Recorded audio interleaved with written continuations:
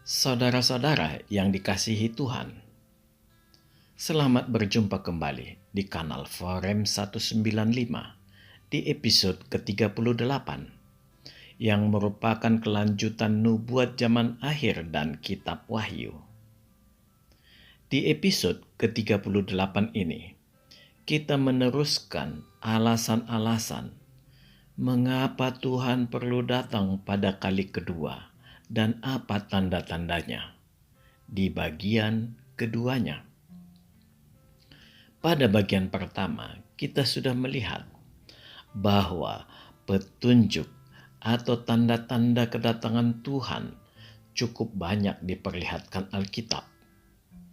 Sekalipun demikian, petunjuk tersebut banyak yang bersifat terlalu umum, sehingga menyulitkan kita untuk mengurutkan dan mengikutinya. Jalan yang paling memungkinkan, kita lebih baik melihat beberapa nubuat yang berdasarkan sejarah yang berasal dari Alkitab sebagai tanda-tanda yang bisa kita pakai sebagai dasar acuan akan kedatangan Tuhan. Pelajaran kita semakin sulit karena kita semakin masuk ke dalam beberapa nubuat dan mengkombinasikannya. Untuk itu, kita harus semakin tekun dan sabar meneliti nubuatan para nabi maupun tanda-tanda zaman yang kita peroleh melalui nubuatan serta dari kitab Wahyu.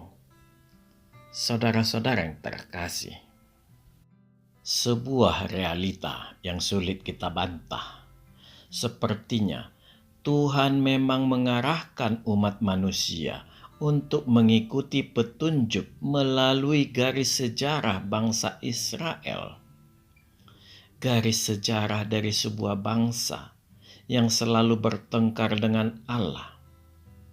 Sekalipun demikian, Allah sangat setia kepada bangsa ini. Semua karena janji Allah kepada Abraham, Ishak, dan Yakub. Sedemikian setianya Allah, bahkan sampai diibaratkan di Perjanjian Lama, Israel diumpamakan sebagai istri Allah yang tidak setia. Dari Yesaya 54 ayat 1-17, Yeremia 3 ayat 1 dan 20, juga kitab Hosea 2 ayat 1-23. Israel dianggap sebagai istri Yahweh yang sudah dinikahi, tetapi terbukti dia tidak setia kepada suaminya. Bagaikan Kristus adalah mempelai pria di Perjanjian Baru, dan gereja adalah mempelai wanitanya. Dan Yesus Kristus tetap mengasihi gereja, seberapa rusak pun gereja itu. Sebagaimana Allah membimbing umat Israel, demikian juga Yesus Kristus menumbuhkan gereja melalui karya para murid Tuhan. Di Perjanjian Baru, gereja tidak digambarkan sebagai seorang istri, tetapi sebagai mempelai wanita yang menantikan kedatangan calon suaminya. Ini bisa kita lihat di 2 Korintus 11 ayat 2, Efesus 5 ayat 25-27, dan Wahyu 19 ayat 6-8.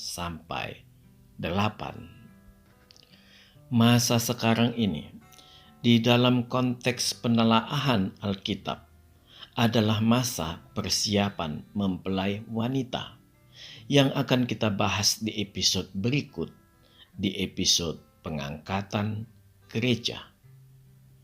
Semua ini menggambarkan ketetapan Allah yang tidak bisa dipengaruhi apapun.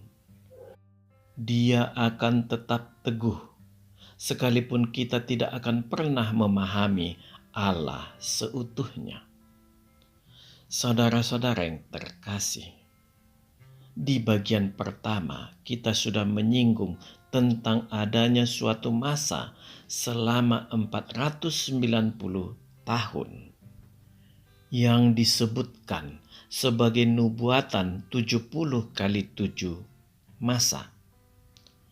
Masa 490 tahun ini sebenarnya digambarkan malaikat Gabriel melalui Nabi Daniel. Nubuat Gabriel ini adalah nubuatan yang paling mendekati untuk kita pakai sebagai rujukan tentang kedatangan Tuhan pada kali kedua.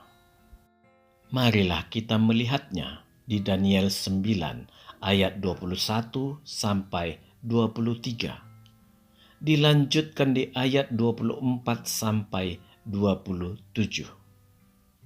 Nubuatan ini bagaikan jawaban Allah bagi doa Daniel agar berbelas kasihan kepada kesengsaraan Israel.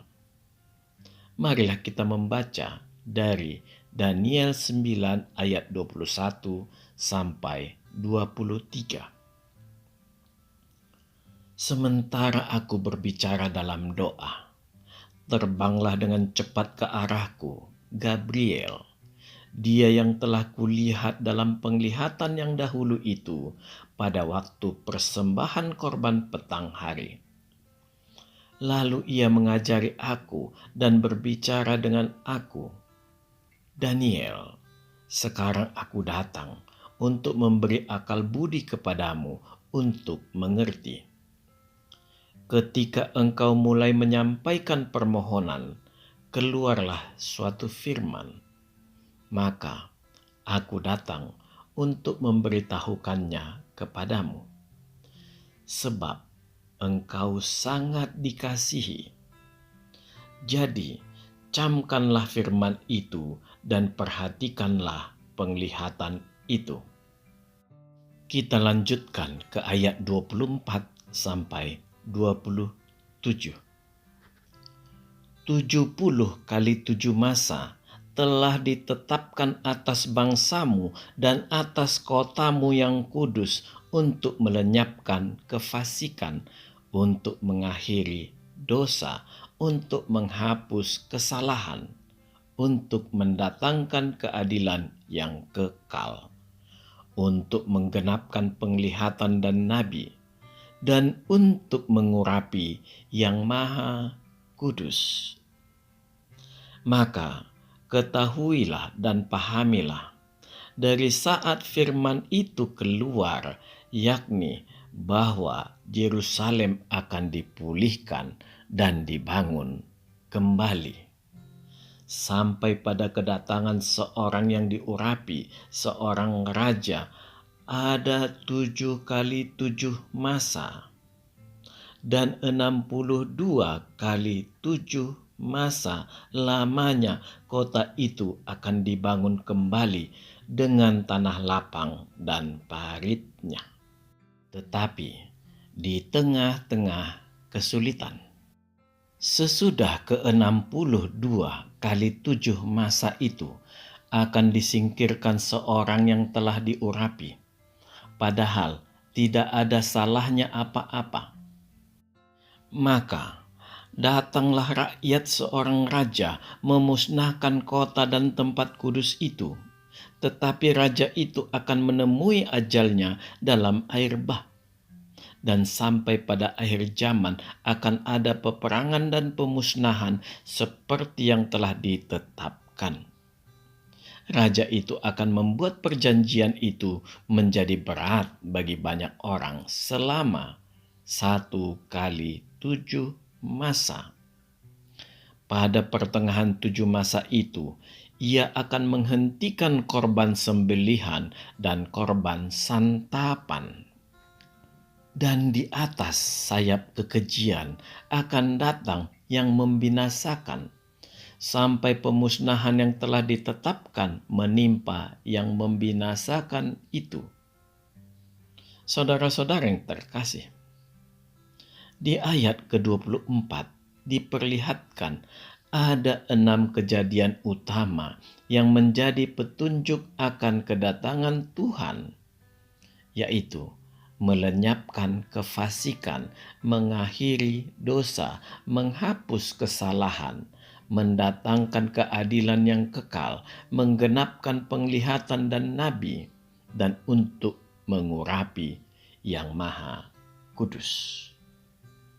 Sebenarnya, dari mendalami 6 hal ini, dapat dipastikan bahwa seluruh peristiwa ini belum terjadi sampai saat sekarang ini. Khusus mengenai hal mengurapi yang maha kudus, tentunya tidak dimaksudkan bagi Yesus Kristus. Hal ini lebih tepat diarahkan kepada tempat yang maha kudus yang ada di dalam bait suci di zaman pemerintahan 1000 tahun Yesus Kristus kelak. Hanya pada masa inilah keenam peristiwa utama di pasal 24 itu dapat terlaksana. Karena tujuan Yesus Kristus datang pada kali kedua adalah termasuk untuk menggenapi itu semua. Di ayat 25 ada beberapa hal yang harus kita petakan sedikit demi sedikit. Yang pertama, istilah dari saat firman keluar, yakni Yerusalem akan dipulihkan dan dibangun kembali. Di sini, hal yang harus kita perhatikan adalah pemulihan Yerusalem. Dikarenakan sangat terkait erat dengan surat perintah atau dekrit-dekrit yang dikeluarkan raja-raja Persia yang ternyata berisi tentang pembangunan bait suci. Dan ini yang membuat terjadi atau kebingungan akan kepastian perintah pada saat eksekusinya antara membangun bait suci atau Yerusalem. Yang kedua, sampai kedatangan seorang yang diurapi, seorang raja memakan waktu sebanyak 7 kali 7 masa. Raja di sini dimungkinkan adalah salah satu raja Persia, karena tidak tepat diarahkan kepada raja-raja di Israel ataupun Yehuda, apalagi diarahkan pada Yesus Kristus. Yang paling memungkinkan adalah antara pilihan dari mulai Raja Kores, yang memang seperti kesaksian Alkitab, Kores mendapat mandat Tuhan untuk menghukum bangsa Israel, sampai ke Raja Artasasta yang memberi surat perintah yang memiliki kepastian ke Nabi Nehemia. Tetapi data pendukung untuk semua ini tetaplah tidak memadai. Untuk mengantisipasinya, kita menggabungkan dari periode pertama sampai akhir periode yang kedua, yang memakan waktu 483 tahun. Dan kita menyisakan 7 tahun terakhir dari total nubuatan selama 490 tahun, atau 70 kali 7 masa. Masa 483 tahun inilah yang menjadi dasar perhitungan kita. Yang ketiga, lama pembangunan kota akan memakan waktu sampai 62 kali 7 masa. Di sini ada hal yang ditekankan pada nubuat, yaitu dengan penambahan kalimat dalam tanda kutip, lengkap dengan tanah lapang dan paritnya. Penambahan kalimat ini menjadi titik berat kita dalam menafsirkan nubuat dan ternyata memang sangat penting.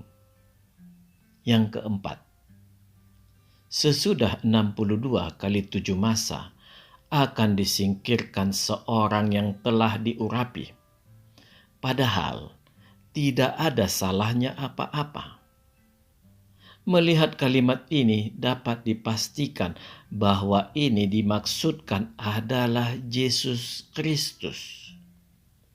Jadi, akhir dari 62 kali 7 masa ini akan tepat jatuh pada rentang kematian Yesus Kristus. Yang kelima, datang rakyat seorang raja memusnahkan kota dan tempat kudus itu, tetapi raja itu akan menemui ajalnya dalam air bah. Dan sampai akhir zaman akan ada peperangan dan pemusnahan seperti yang telah ditetapkan. Situasi ini sendiri sebenarnya sudah menggambarkan dan sudah menuju zaman akhir. Mengapa kita harus menyimpulkan seperti ini? Ini disebabkan akhir masa setelah 62 kali 7 masa, maka akan dimulai 1 kali 7 masa pada periode atau fase yang ketiga, yang isinya adalah Yerusalem dihancurkan kembali. Peristiwa ini terjadi pada tahun 70 Masehi atau berkisar 37 tahun setelah kematian Yesus Kristus. Tempo 37 tahun ini terlalu lama bila dikaitkan dengan masa 7 tahun terakhir atau 2 kali dari setengah kali 7 masa atau 2 kali 3,5 tahun. Jadi, memanglah peristiwa pemusnahan kota atau tempat kudus ini dipastikan baru akan terjadi di masa 7 tahun menjelang kedatangan Kristus kali kedua. Yang keenam, raja itu akan membuat perjanjian itu menjadi berat bagi banyak orang selama 1 kali 7 masa. Pada pertengahan 7 masa itu, ia akan menghentikan korban sembelihan dan korban santapan. Dan di atas sayap kekejian akan datang yang membinasakan, sampai pemusnahan yang telah ditetapkan menimpa yang membinasakan itu.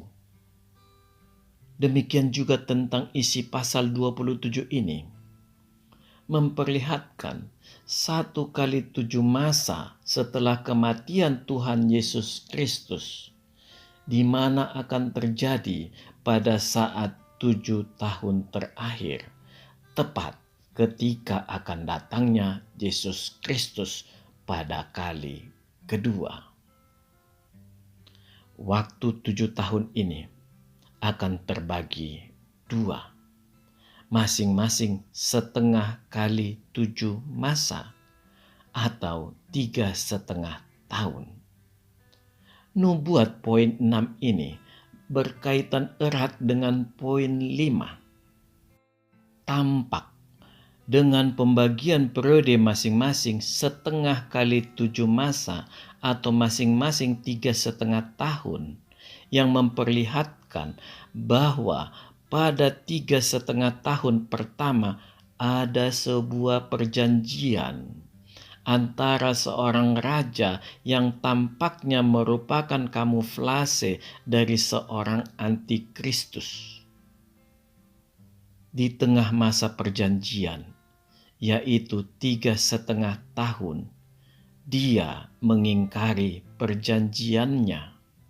Dan dimulailah masa kesengsaraan besar selama 3,5 tahun berikutnya, yang disebutkan di poin 5 di atas, yang akan berlangsung sampai akhir zaman, yang akan diisi peperangan dan pemusnahan. Memang, sesuai dengan kesaksian Alkitab, kesengsaraan besar hanya berlangsung dengan singkat, hanya 3,5 tahun, atau terjadi pada paruh kedua dari setengah kali 7 masa di periode ketiga. Sekalipun waktunya singkat, tetapi tingkat kerusakan dan pemusnahannya belum pernah terjadi seumur dunia ini. Setelah masa kesengsaraan besar ini berakhir, maka dimulailah masa pemerintahan tahta kerajaan Daud, di mana Daud akan bersama Yesus Kristus memulai pemerintahan kerajaan selama 1000 tahun. Jadi, masa periode ketiga ini tidak dimungkinkan terjadi di masa 7 tahun secara langsung setelah Yesus Kristus mati, tetapi akan terjadi tepat di saat 7 tahun menjelang Yesus Kristus datang pada kali kedua.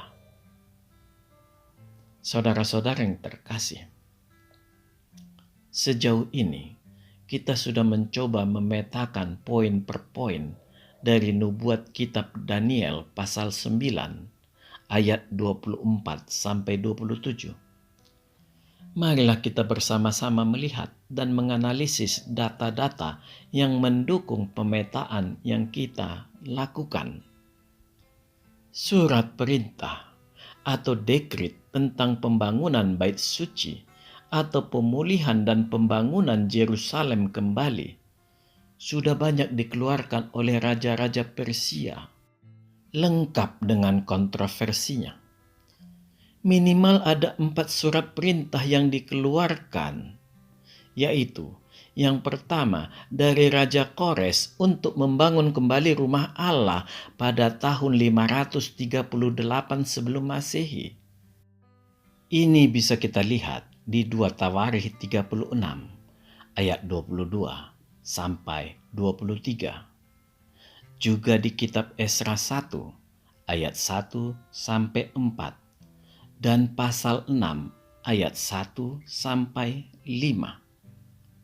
Yang kedua, dari Raja Darius, tertulis di Esra 6 ayat 6 sampai 12, memerintahkan penyelidikan dekret Raja Kores dan diperoleh lengkap dengan ukuran termasuk perintah pengembalian seluruh harta rampasan dari bait suci Yerusalem. Yang ketiga, dari Raja Artasasta yang memberi kuasa kepada Nabi Esra untuk membangun bait suci untuk Allah di Yerusalem. Tertulis di Esra 7 ayat 11 sampai 26. Serta menambah sumbangan sukarela yang sedemikian banyaknya. Yang keempat, dari Raja Artasasta yang diberikan langsung ke Nabi Nehemia untuk membangun kota dan tembok-tembok sesuai dengan permohonan Nehemia. Ini tertulis di Nehemia 1 ayat 3 dan pasal 2 ayat 4 sampai 8. Dari seluruh surat perintah atau dekret ini, lebih tepat kita memakai yang terakhir. Karena memanglah kenyataannya tidak ada pembangunan yang dilakukan sampai ke masa Nehemia. Dekret ini sendiri dikeluarkan pada bulan terakhir tahun 445 sebelum Masehi, atau bulan pertama tahun 444 sebelum Masehi. Jadi, inilah patokan kita untuk menentukan kapan dimulai 70 kali 7 masa nubuat malaikat Gabriel. Dengan mengacu dari awal periode pertama 49 tahun sampai akhir periode kedua 434 tahun. Dengan masa total kedua periode ini selama 483 tahun. maka kita dapat menentukan kapan berakhirnya kedua periode ini.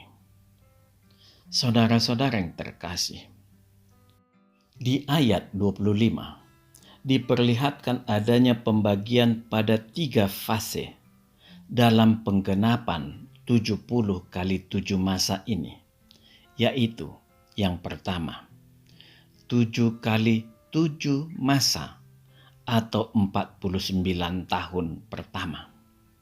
Yang kedua, 62 kali 7 masa atau selama 434 tahun. Yang ketiga, 1 kali 7 masa atau 7 tahun yang terakhir. Bila kita melihat dari urutan nubuat, maka akan jelas terpampang bahwa 2 fase pertama, yaitu 7 kali 7 masa dan 62 kali 7 masa, akan berakhir pada saat penyingkiran sampai kematian Yesus Kristus. Sedangkan fase terakhir yang ketiga akan terjadi pada masa setelah Yesus Kristus mati. Dan sebenarnya, lebih tepat kita katakan, fase ketiga ini akan terjadi pada 7 tahun menjelang kedatangan Tuhan. Banyak para pemikir Kristen menghitung permulaan 70 kali 7 masa berangkat dari isi dekrit yang menyatakan pembangunan bait suci. 3 dekrit pertama memperlihatkan hal tersebut. Dari mulai Raja Kores, Darius sampai Artasasta. Tetapi pelaksanaan tersebut sangat jelas mengambang. Penggenapannya tidak sesuai dengan nubuatnya sendiri. Bila berdasarkan isi surat perintah atau dekrit.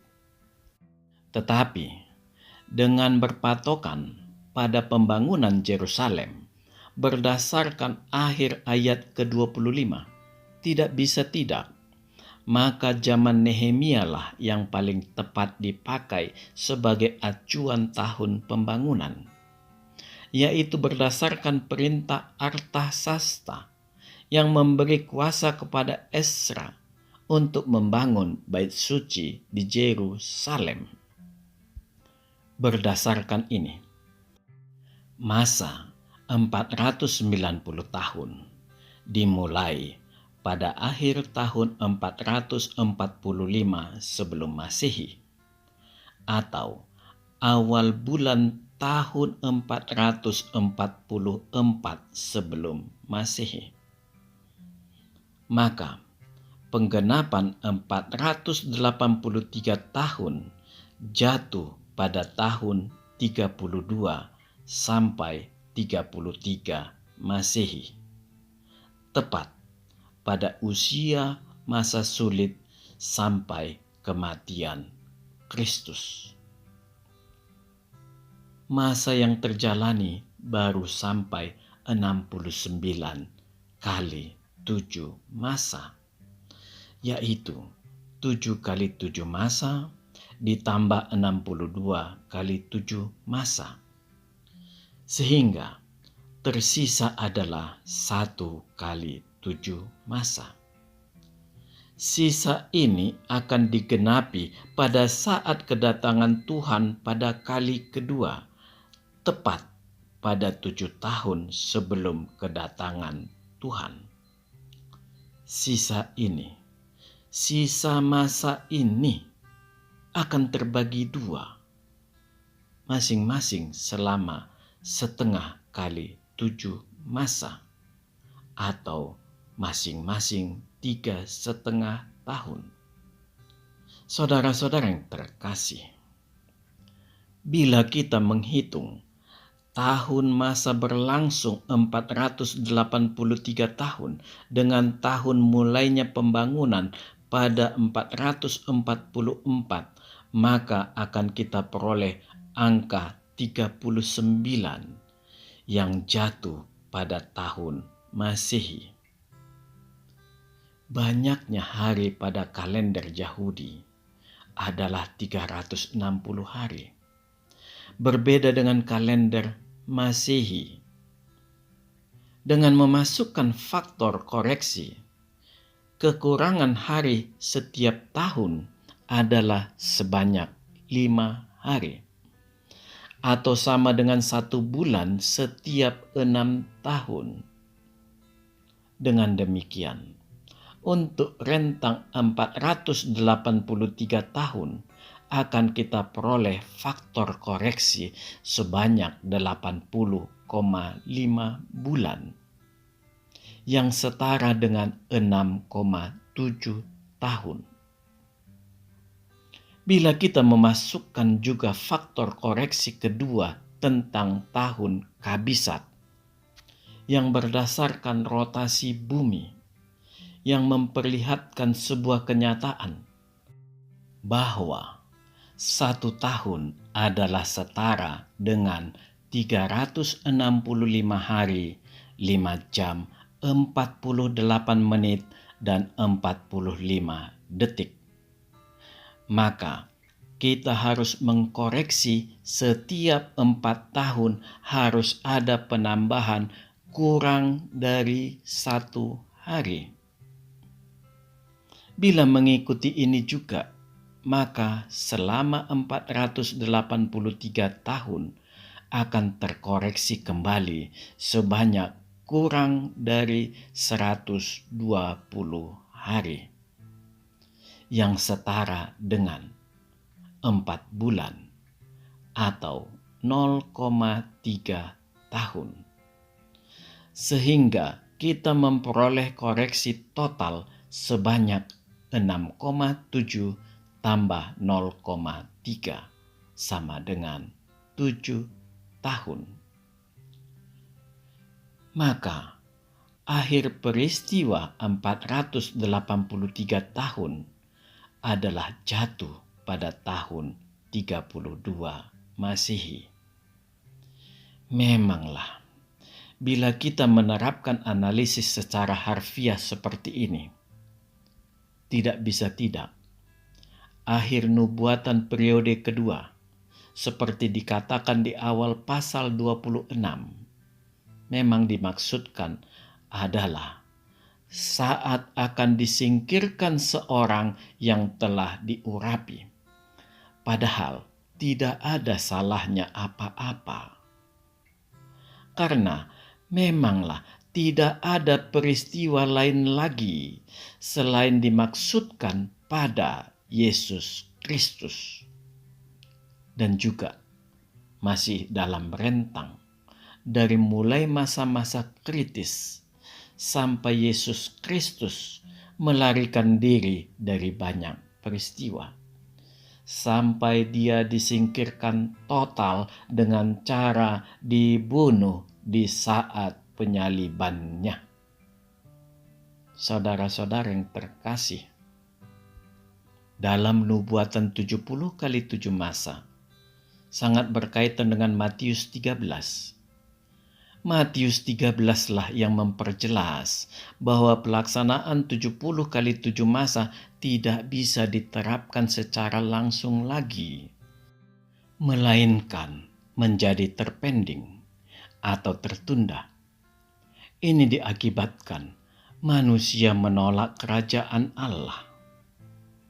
Dikarenakan penolakan manusia ini, maka masa kerja Yesus Kristus menjadi pisau pemotong pada penggenapan masa nubuatan secara langsung. Penolakan manusia ini merupakan buah karya dari para antikristus yang dibalut baju agama. Itulah imam-imam kalangan Farisi. Periode terakhir 1 kali 7 masa ini seharusnya terjadi secara langsung.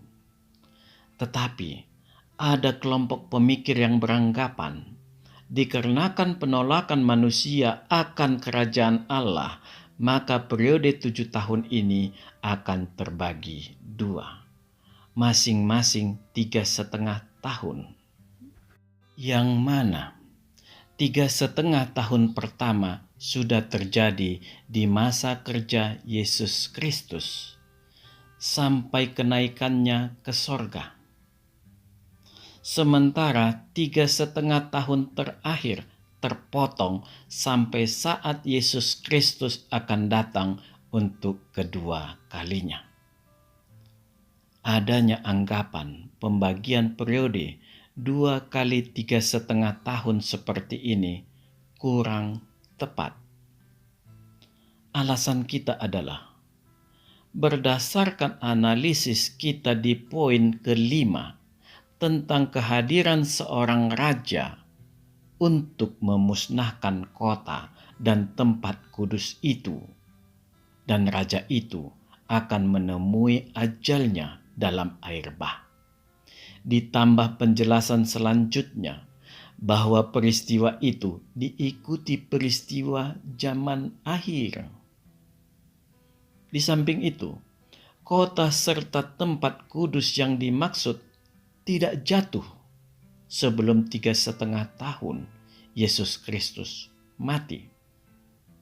Atau bahkan tidak jatuh juga sesudah 3,5 tahun Yesus Kristus mati, melainkan terjadi 37 tahun setelahnya.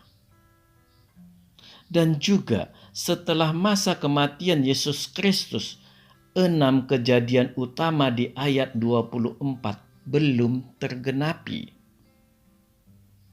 Hal yang terakhir, pernyataan kehadiran seorang raja untuk memusnahkan kota dan tempat kudus itu.